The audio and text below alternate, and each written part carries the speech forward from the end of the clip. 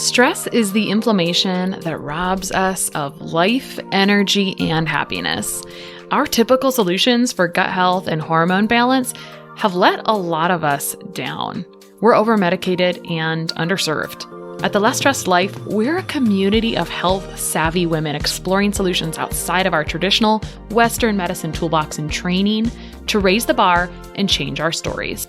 Each week, our hope is that you leave our sessions inspired to learn, grow, and share these stories to raise the bar in your life and home.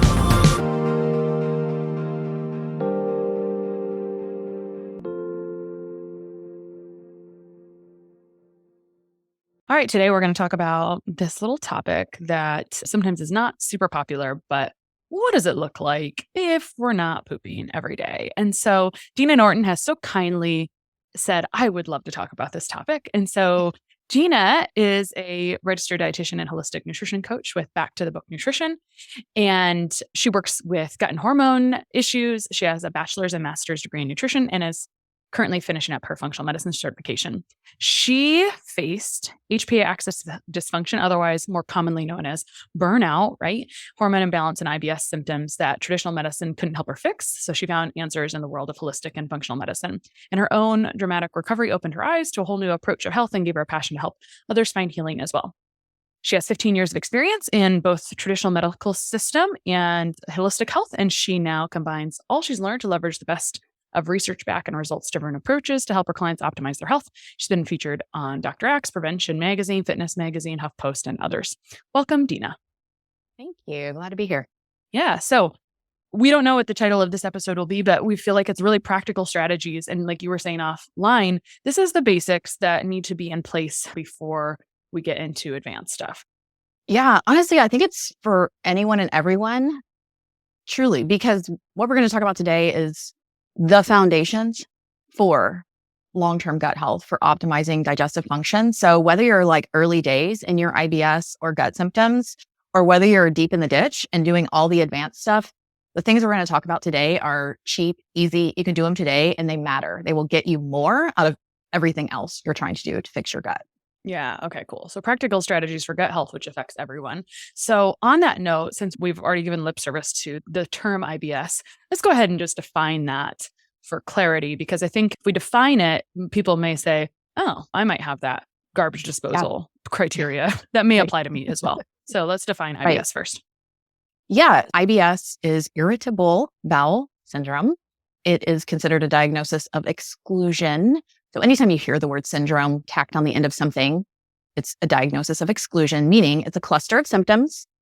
We don't really call it some other definitive diagnosis. It's once we've ruled out everything else, we just call it this because you look like these symptoms. Maybe we don't know much else about it. Typically, there's not a whole lot we can do to effectively manage it and fix the root causes from a conventional standpoint. So they like stamp this on you and send you out the door, maybe with an antispasmodic, maybe telling you take some Miralax. But there's not a lot of clarity on what causes it, what it really is, or how to fix it from a conventional perspective. All right. Let's just back up and say people get this diagnosis, or maybe they don't get this diagnosis because I think there is common but not normal symptoms. And therefore, someone may not realize that only having a bowel movement every 3 days, 1 week, or the really mortifying one every 2 weeks is not normal. I think maybe, I don't know.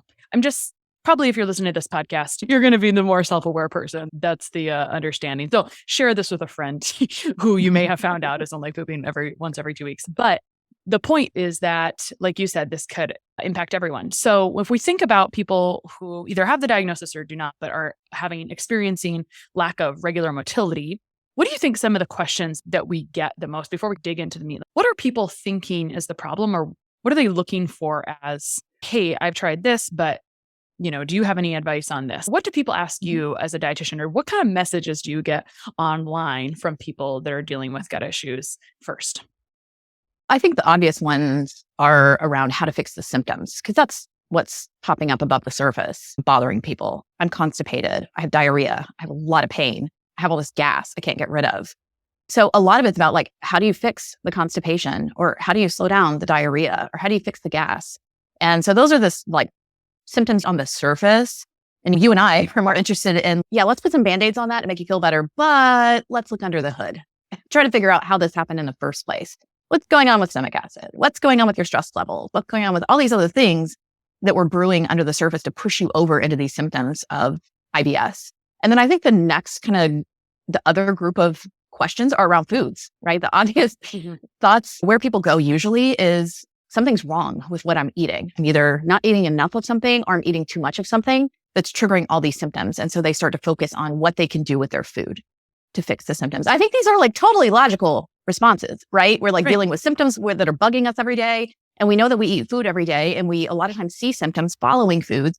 So it makes sense that people go here first. And I actually am like one of those practitioners who's all for it. Hey, do the obvious, do a good Google search, try some things, boots on the ground every day.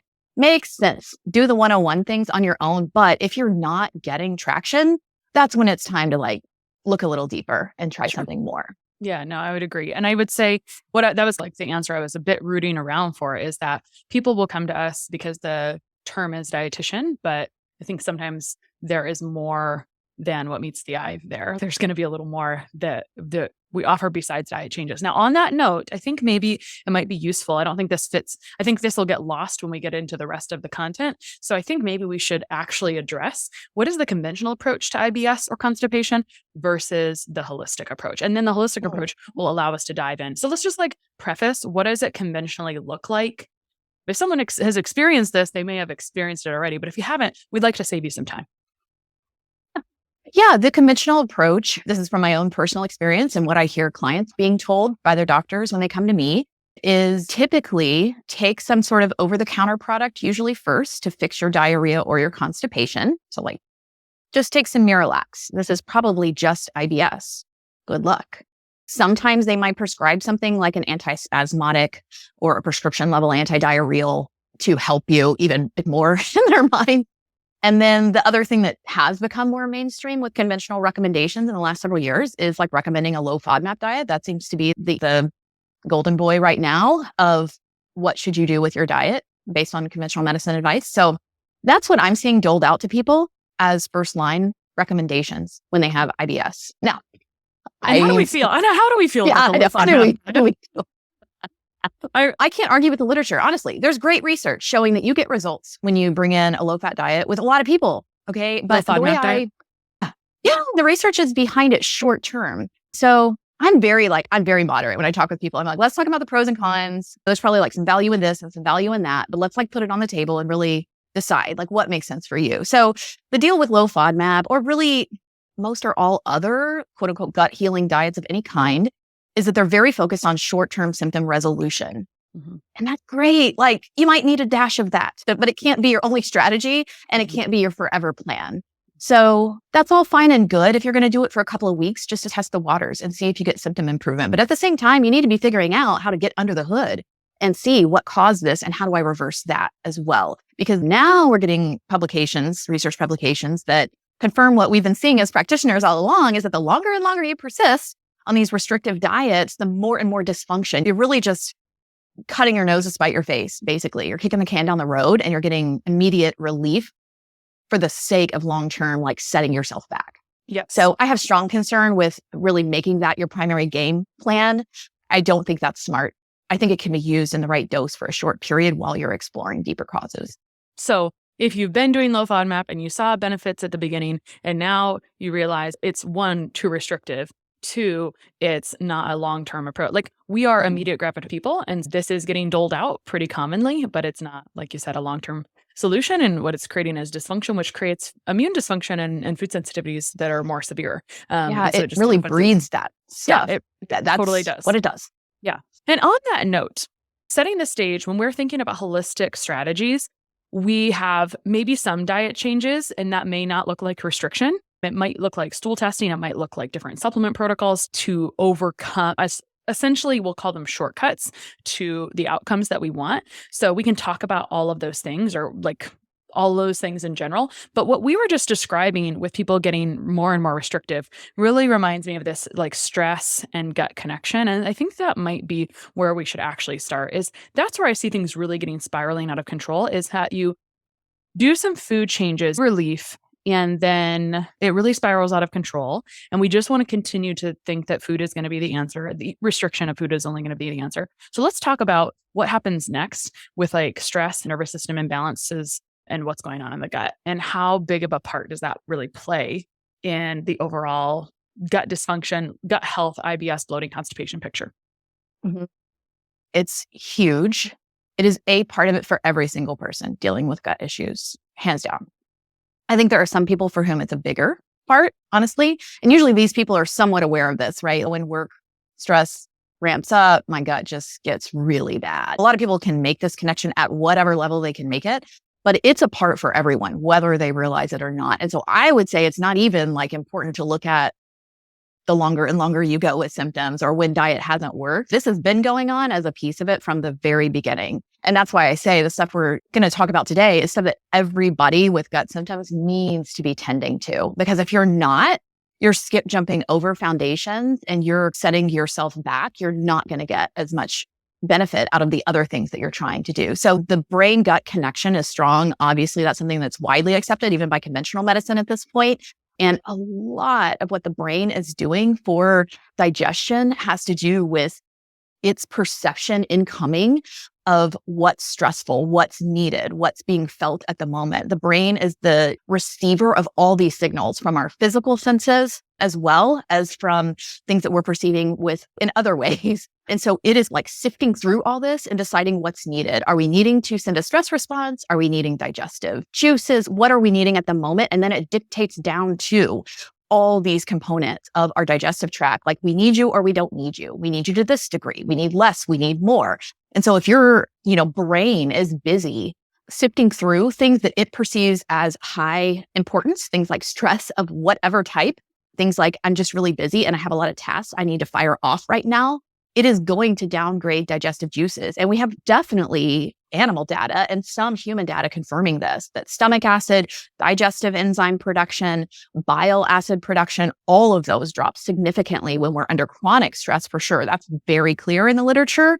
And then under acute stress, like in the moment right now today, there appears to be this like variation person to person. There could be an excess of stomach acid in those situations, or there could be a reduction in stomach acid. But for sure, the brain is actively affecting digestive juices, and it's also affecting the muscular motility, the nerve endings that are like signaling to the gut, move things along or don't move things along.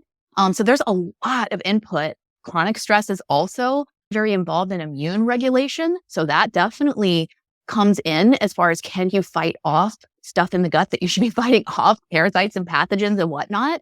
Or can you not? And are you overreacting to things that you shouldn't react to, like certain foods? So the brain is key in everything you want the gut to do for you.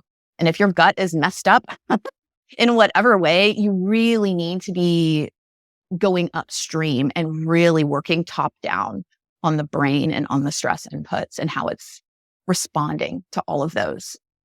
So to add on to that, if we have stress in this moment, it's going to suppress how we digest stomach acid, digestive enzymes, bile, basically how we process and digest food, despite what it looks like on the other end, whether it looks like loose stool, whether it looks like constipation, whether you can even tell or not, because we don't have x-ray vision, as I like to say to clients.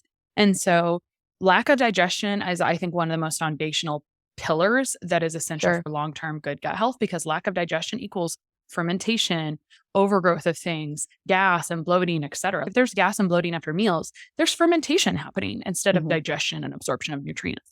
And once we have less digestion absorption of nutrients, which is part of why we eat and digest and absorb nutrients, the less we have of that, and then coupled with the fact that stress depletes certain nutrients, the less resources. When this happens over a long period of time, the fewer resources we have for all functions in the body to work properly. And so it's just like a slow breakdown of it's a downward spiral for sure. And usually I would say the best case situation is when someone comes into our sphere and has pretty good self-awareness of when symptoms began. And very commonly, first of all, I've never ever seen an autoimmune flare-up or diagnosis that wasn't prefaced by some sort of stressful time of life, but also gut dysfunction in general. I very commonly see it happen after college, after certain times of life that are more, we really glamorize stress in our current world. And sometimes I've gotten away from even using that term because we have so much unrealized nervous system dysfunction. Even myself, when I've gotten lab data back, oh, I should change how I'm doing things regardless. So anyway, I thought I was managing. I'm a high functioning stress. yeah. And that is a great way to say it. Those have been some of the hardest clients, because if it's unrealized, then you can't address something that's unrealized or someone doesn't think is a problem. So usually those folks are very unaware of the internal dialogue, the constant stress input that's coming from within, from the way that they actively interact with themselves and their thoughts. And when you have external stress inputs, a lot of times we can remove ourselves from those or turn things off at certain times. But our internal dialogue and the way we process the world, it's huge for some people. we can come back a little bit to after we get through some of these foundational principles, which I think we'll jump into now, because we want to go over practical strategies that we should be considering as foundations before you get into that advanced stuff. And then we can give a little lip service. If you have tried all of these actually, which doubtful. Whenever someone says, I've tried everything, I'm like, I doubt it. Let's talk about it. I think it's admirable that you think you've tried everything, and that's okay. But there is probably, my mantra is that we always have options. So let's get into some practical strategies for gut health or IBS that can be really helpful. Yeah.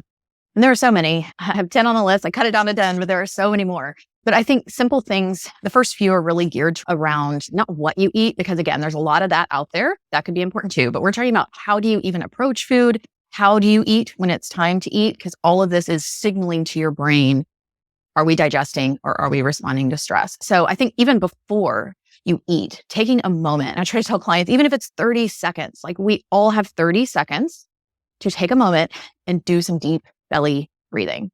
And so what this is doing, especially if we're really focusing on letting the abdomen expand and having long, slow exhales, even a few cycles of that, is what it's doing is it's urging the body, nudging it out of fight or flight or sympathetic dominance and into rest and digest. It's just signaling to the brain, we're done with that. We're setting it aside for now. We need digestion, all hands on deck. And that will start to signal down to these glands, to the musculature, to everything that we're going to digest now. You taking a few moments to do deep belly breathing is a great way to set the stage for good digestion.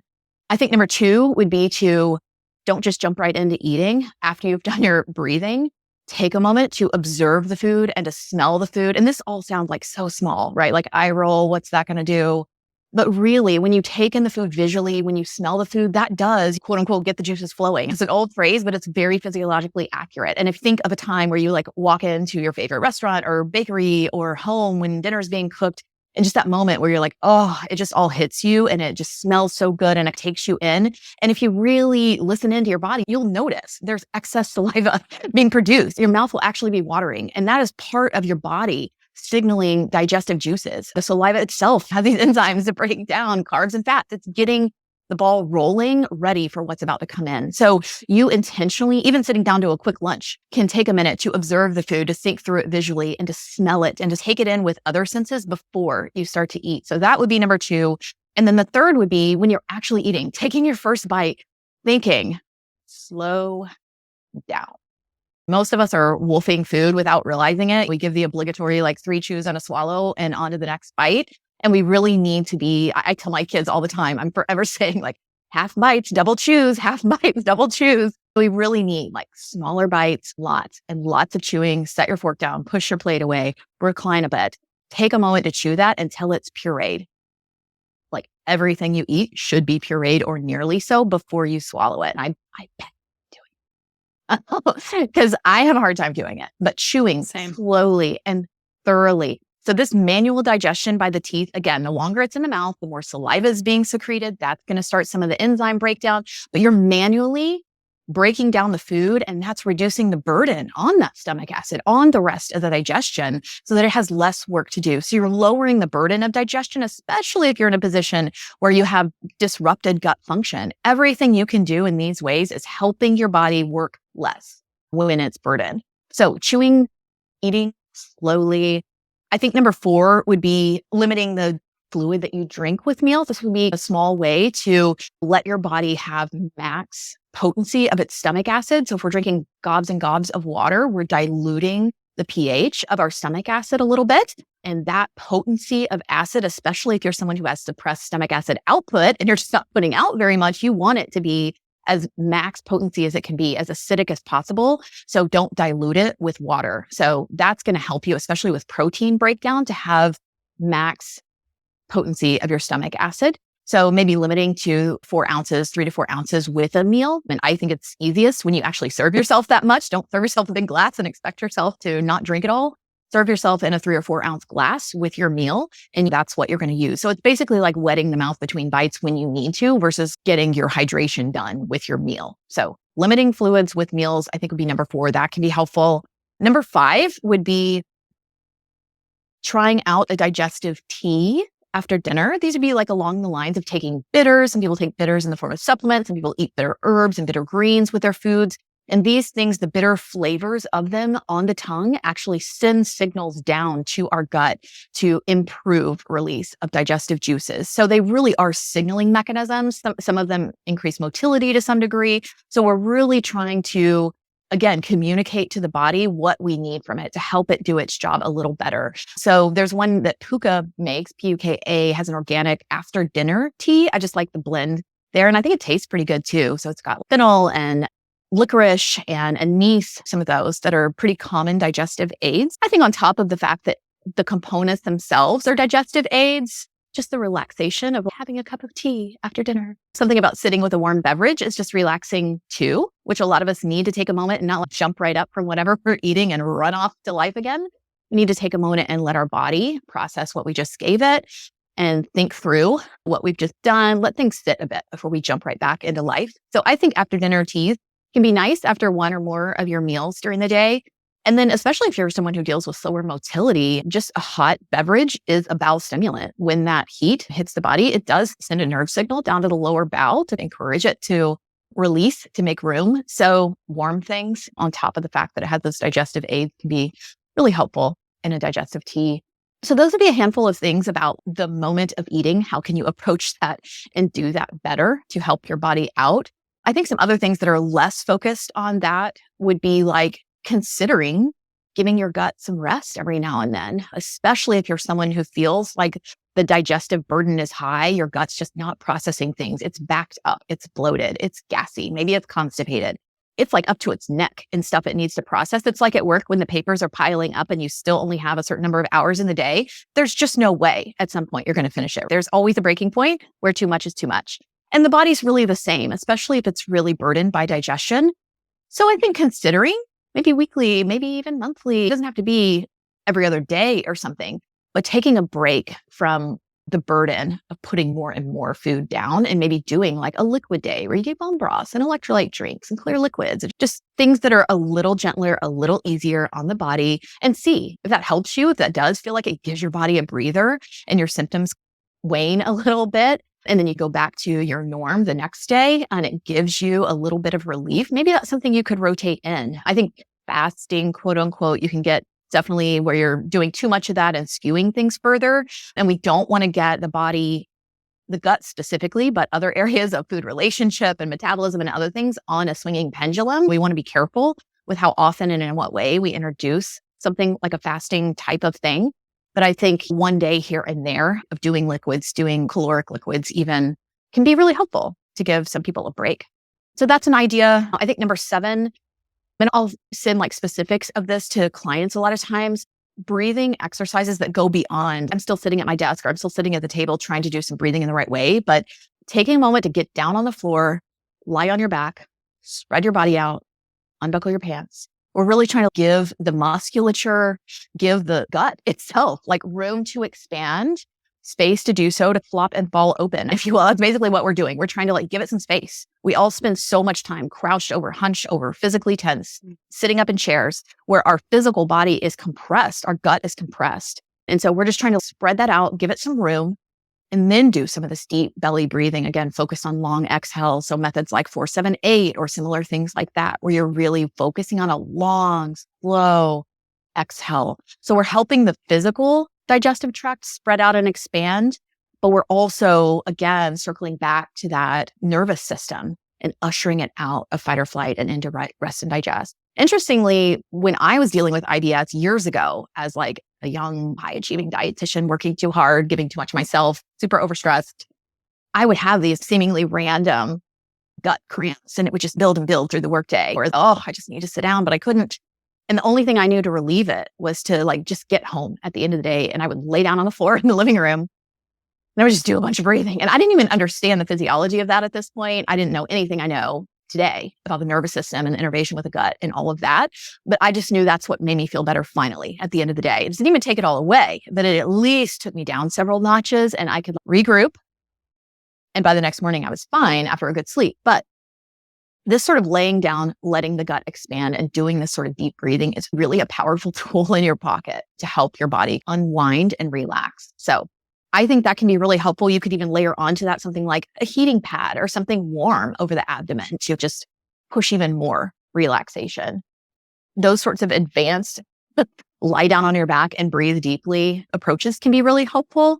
And along similar lines, number 8 would be like positions, like a lot of yoga positions actually, but you could do this anytime, doesn't have to be in a formal like yoga class or video. But a lot of the yoga positions, like there's one even called wind relieving pose that you've done. But these are great ways to put the body in a position where it can expel trapped gas, where it can encourage freedom of movement inside the abdomen. So wind relieving pose is one of them. Tabletop or cat-cow would be another. There's a fetal position pose that can work quite well. The Malasana squat, which is like a super deep squat where your butt's like almost on the ground, but your knees are hiked up and you're standing on your feet, but you're like squatting down deep. That one can be really good for relieving trapped gas. And then happy baby is another one. So there are several yoga poses that you can just do these for a few minutes even and see if they help you. But certainly if you're dealing with these things regularly, I would try to be doing these things daily. Have some time for some good abdominal relaxation, deep breathing, maybe some yoga positions, and see if it helps you. Do it for a week or two and see if it helps.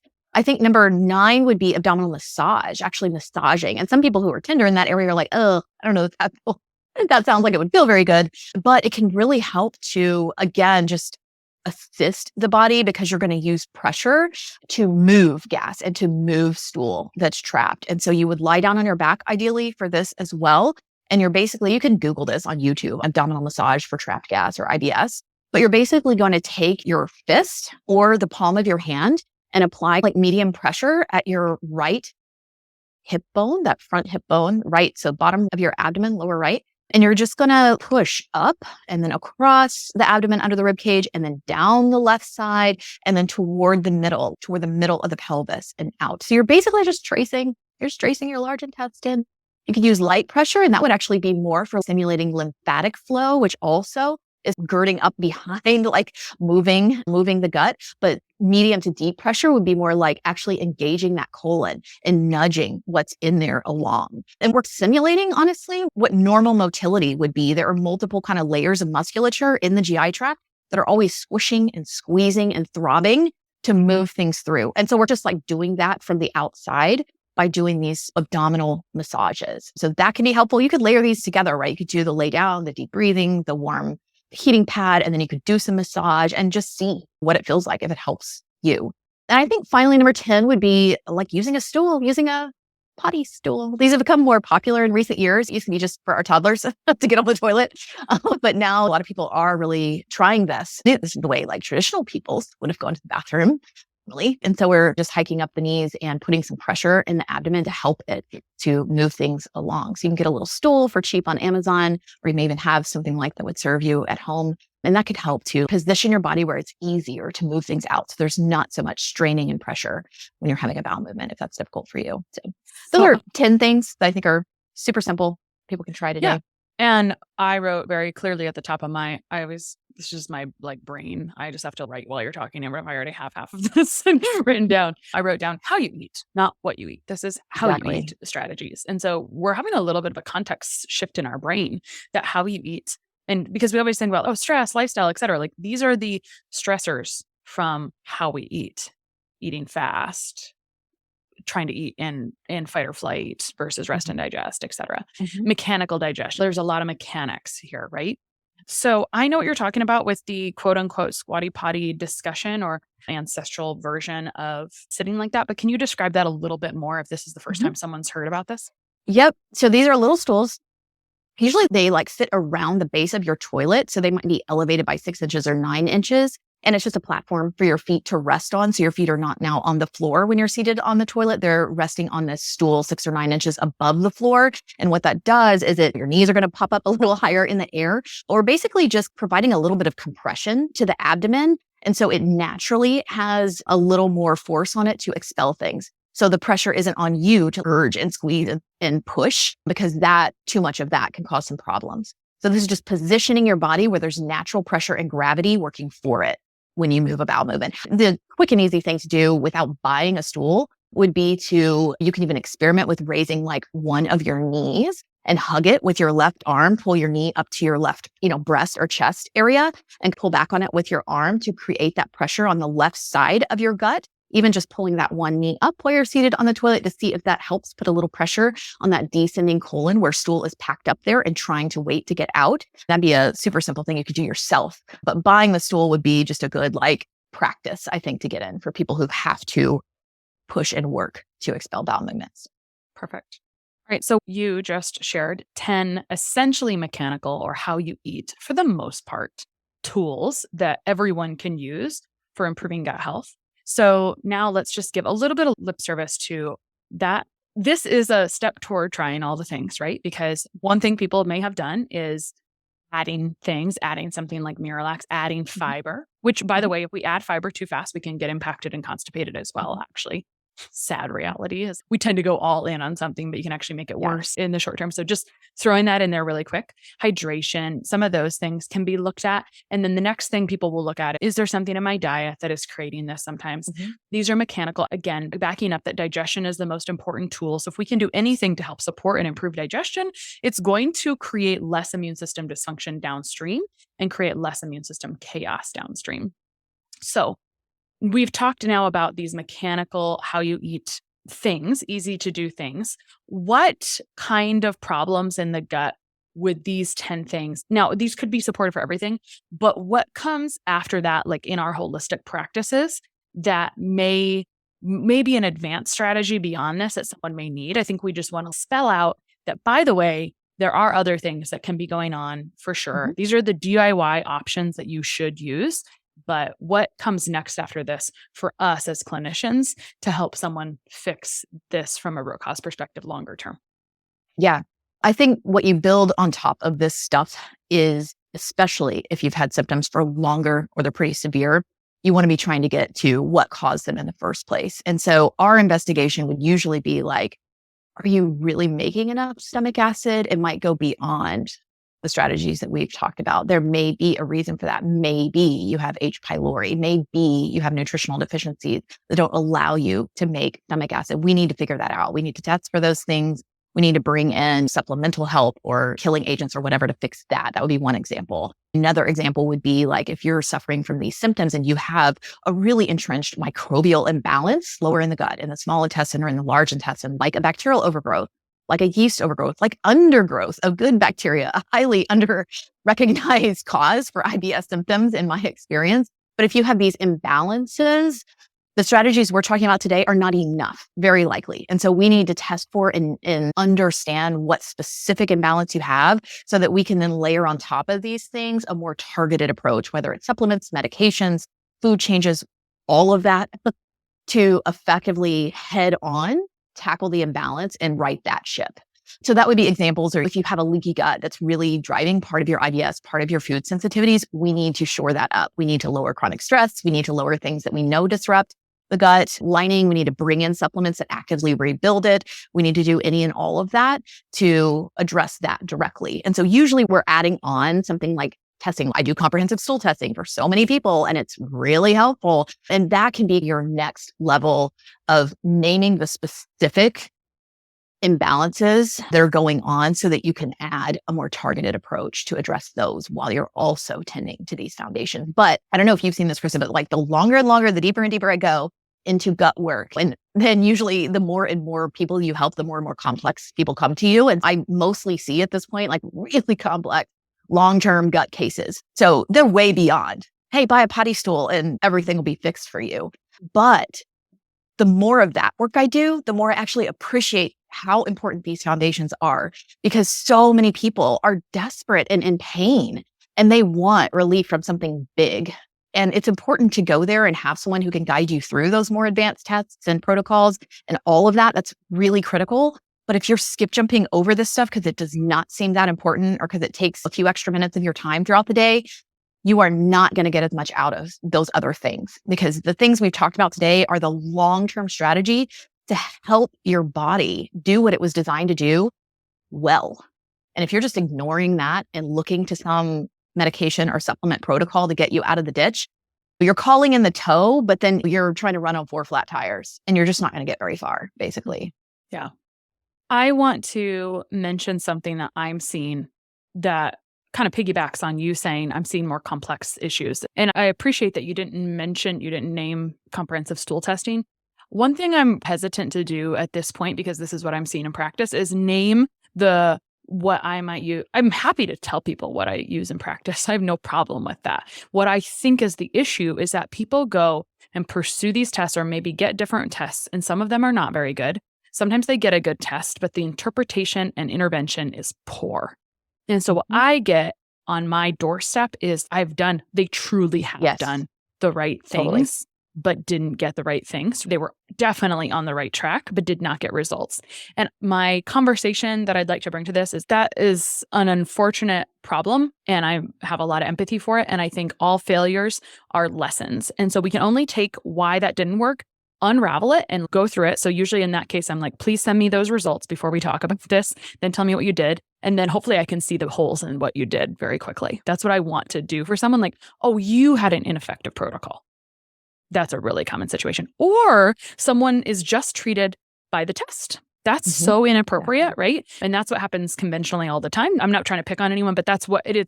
That's the reason that people have normal test results and don't feel good, right? Is because the test says it's fine, but the symptoms clearly do not display that things are fine. And so that's the epidemic. That's the gray area epidemic that we have now. So I just want to mention that people could be doing holistic type strategies. They can be taking the right tests. If they're not being successful, it's not okay. I'm sorry that it hasn't been successful. But unfortunately, as more and more people adopt these things in practice, there's going to be a gap in how everyone practices, and experience matters. And you want to just make sure that you're being treated by your symptoms and not just your test. And you want to make sure you have effective protocols. And so all we can take from every experience is that if something doesn't work, let's make sure we do something different next time and do a better job next time to get results. And so I just want to mention that because I'm sure that it applies to some people listening to this. And we did some marketing recently for our food sensitivity program. And I just could not believe the number of people that had this exact experience that kind of landed on my doorstep. And so just wanted to mention it. 1000% agree. And I think years ago, like when I started this kind of work, it was like I was getting people on my doorstep, I should say, from conventional medicine who had been burned that way. And the longer and longer I go on and the more complexity I see, now I'm getting them, like you're saying, from more like a functional medicine or a holistic approach. They're falling on my doorstep too. And I think it's just like you're saying, I think the downside of the availability and the number of practitioners who are doing this kind of advanced work is that they're not looking at it from an experienced view of understanding the whole picture and gluing it back into the puzzle of the whole person and their symptom picture. They're just looking at the values on the readouts. And I call it big box functional medicine, but I think it's starting to fail more and more people where they're like, oh, it's H. pylori. This is our protocol for that. Take these things. Good luck. Oh, you also have this. Then we'll add on these 4 supplements. That should totally do it. Hope that works for you. And you don't heal that way. You kill things that way. And that's a piece of it. But it cannot be about just that, or you're going to end up in this spot again. You just don't know how long it's going to take you to end up there. And I think that kind of approach is why like SIBO treatment and other things have such a terrible recurrence rate. I don't think it's because they're necessarily using all the wrong agents. I think it's because they're looking at the whole thing wrong. They're like zooming in and finding a problem, naming it one thing and doing a certain thing just for that problem, forgetting that problem developed in the context of the entire gut. And not only that, the entire person and their life and everything that was going on. And if you don't roll it back and look at all of those inputs from a 360 view, you're only going to get them a few steps down the road. And that's where you get the cyclical recurrence. And I won't say like I bat 1,000 everybody who comes to me in that situation, I know exactly how to fix them.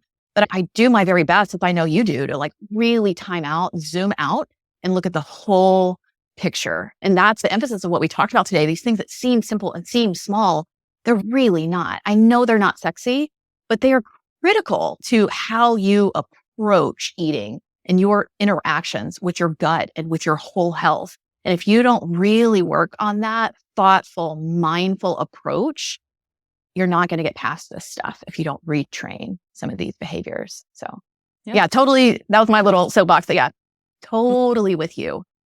And as we back up and move on in practice, I'm aware that maybe there's opportunities to provide mentorship, to try to do what we can in the world to support people, because the longer I've been doing this, the longer I think everyone needs help and support and a holistic strategy. Sometimes you have to have some failures to be ready to be all in on all the things, unfortunately. That's human behavior. Inspiration versus desperation. We're usually desperate before we change. Anyway, it was so good to talk through all of this with you. So just to recap, because I have some notes from before. And so recapping, we have these basic, cheap and easy practical strategies that are going to basically be those what you do every day matters more than what you do every once in a while type approach things that will compound over time. And these are all wonderful things. And it would be good to have a list and to dedicate some time on assessing these in our own personal lives.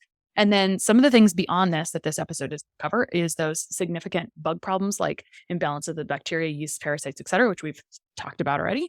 Those like longer term gut dysfunction stuff where there's enzyme insufficiencies or gut permeability and all of those things and what needs to be done to support and heal that. And then the mechanical issues that you listed, which were hernia, et cetera, or essentially resectioned colon and all types of different things. There's a lot to gut health, right? That's all we have to say. There's a lot to gut health. So I think it's exciting. There's so much opportunity when we think about it that way. It's not like, oh my gosh, there's so much to do. There's a lot of opportunity to improve. If you feel like you've addressed one area or a couple facets, there's still a lot of opportunity for things to do, and the right combination of things So true. can help you. So Dena, if you could leave people with one statement today or like parting thoughts, what would you want to tell them? And then where can people find you online? Yeah, I think it's just what you said, Krista, which is there's so much opportunity here. And so many people are suffering from IBS and really in pain and do feel desperate. But there are a lot of tools in your hand that don't cost much and that you can do if you'll take the time to do them and commit to the discipline of rethinking your approach to your gut health. So there's a lot of hope here, I think. And I'll also share with you, in case you want to include it in the show notes, I have a couple of articles about these things. So one is about root causes of IBS. I think it's more than 15 on our list of helping people think through what could be the real cause of some of my symptoms. And then an IBS tips article with a lot of these and more, and a free download called the Mealtime Checklist that I share with clients sometimes too, just things you want to check through and think about as you're approaching food, some of which we talked about and a few others. So I'll include those links for you in case you want to share those with people, just more free resources. Where to find me online? I'm Back to the Book Nutrition on Instagram and Facebook. And then my website is backtothebooknutrition.com.